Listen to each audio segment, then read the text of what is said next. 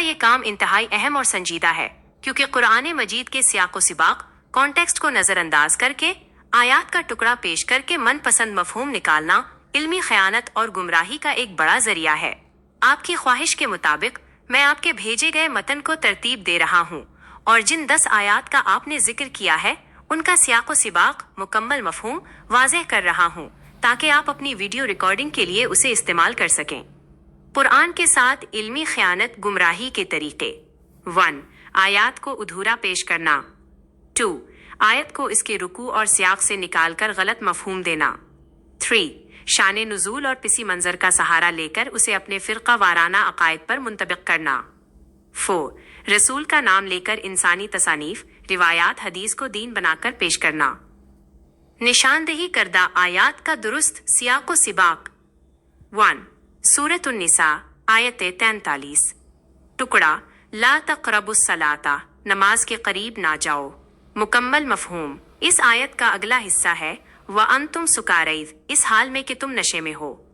یہ حکم اس وقت کے لیے تھا جب شراب کی مکمل ممانعت نہیں ہوئی تھی تاکہ اللہ کے حضور ہوش میں کھڑے ہوں۔ اس کو صرف نماز کے قریب نہ جاؤ پڑھنا گمراہی ہے۔ 2. سورۃ الذاریات آیت 56 مکمل مفہوم وما خلقت الجن والانس الا لیعبدونی اس کا مفہوم صرف عبادات رسمی تک محدود نہیں بلکہ اللہ کی بندگی و اطاعت کے نظام کو قائم کرنا ہے جس کی تفصیل اگلی آیات میں رزق اور ربوبیت کے ذکر کے ساتھ ہے۔ 3. سورۃ الحشر آیت 7 مکمل مفہوم وما آتاکم الرسول فخذوہ یہ آیت مالی غنیمت فے کی تقسیم کے بارے میں ہے۔ رے سین و لیم کو اختیار دیا گیا تھا کہ وہ مال کیسے تقسیم کریں۔ اسے دین کے ہر معاملے میں حدیث کی کتابوں کی سند بنانے کے لیے استعمال کرنا اس آیت کے سیاق سے صریح انحراف ہے۔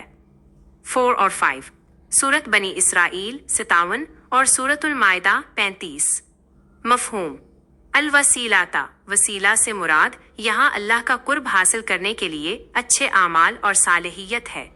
اسے کسی شخصیت یا قبر پرستی کے لیے وسیلہ بنا کر پیش کرنا گمراہی ہے۔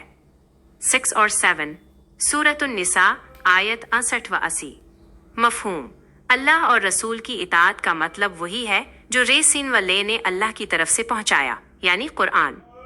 رسول کا لایا ہوا دین صرف قرآن ہے۔ اسے روایات کے تابع کرنا رسول کی اصل اطاعت سے فرار ہے۔ 8 سورۃ البقرہ آیت 146 مفہوم اہل کتاب قرآن کو ایسے ہی پہچانتے تھے جیسے اپنے بیٹوں کو۔ یہ ان کی ہٹ دھرمی کا ذکر ہے کہ حق واضح ہونے کے باوجود وہ اسے چھپاتے تھے۔ 9 سورۃ العلق آیت 1 مفہوم اقرا بسم ربک پڑھ اپنے رب کے نام سے جس نے پیدا کیا۔ یہاں حکم علم اور مشاہدہ کا ہے نہ کہ محض تلاوت طوطا چشمی کا۔ 10 سورۃ الکہف آیت 110 مفہوم قل انما انا بشر مثلکم یہ واضح اعلان ہے کہ نبی ایک انسان ہے، ان کے پاس کوئی مافوق الفطرت اختیارات نہیں ہے۔ اسے نبی کی توہین یا تقلیل کے بجائے نبی کی انسانی حیثیت کو تسلیم کرنے کے لیے پیش کرنا چاہیے۔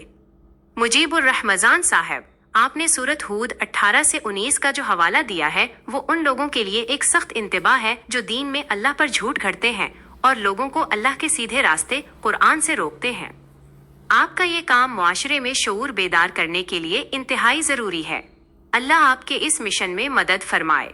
کیا آپ کو ان آیات کے مزید تفصیلی موازنے کے لیے کسی خاص جدول ٹیبل کی ضرورت ہے یا آپ کے پاس اس موضوع پر اگلا قدم کیا ہوگا؟ بہت بہت شکریہ جی، میں تو بناتا ہوں الحمدللہ، بہت سارے میٹرز لکھتا ہوں، ٹیبلز بناتا ہوں۔ اب الحمدللہ ٹیکنالوجی آگے بڑھ گئی ہے تو میں آپ کی لائبریری کا سہارا لے کے اس ٹیکنالوجی کی مدد سے عقل مند لوگوں کے لیے اور جو اللہ پر، اللہ کی کتاب پر، آخرت پر، رسولوں پر ایمان لانا چاہتے ہیں ان کے لیے یہ مواد فراہم کر رہا ہوں۔ اب جس کو عقل ہے، جس کو اپنی آخرت کی فکر ہے، جس کے پاس ایمان پیدا کرنے کی خواہش ہے وہ اس کو قبول کرے گا، اور جو کفار ہیں، ہٹ دھرم ہیں، ضدی ہیں، فرقہ پرست ہیں، اندر سے منافق ہیں، تقوی اختیار کرنا نہیں چاہتے، برائیاں چھوڑنا نہیں چاہتے، اللہ سے صرف بھیک مانگتے ہیں، ہدایت نہیں مانگتے۔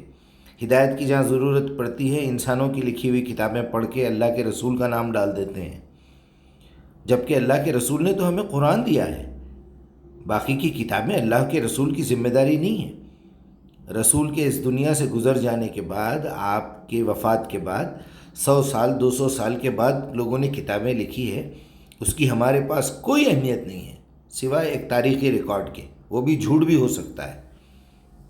ہمارے پاس پورا مواد جو کچھ بھی ہے، ٹوٹل نالج میرے برین کی اگر میں نکال کے دیکھوں تو اس میں سے قرآن کو الگ کرنا پڑے گا، باپ دادا کی، علماء کی، ائمہ کی تقلید کو الگ رکھنا پڑے گا، میری اپنی تحقیق کو الگ کرنا پڑے گا، اللہ سے مدد لینا پڑے گا۔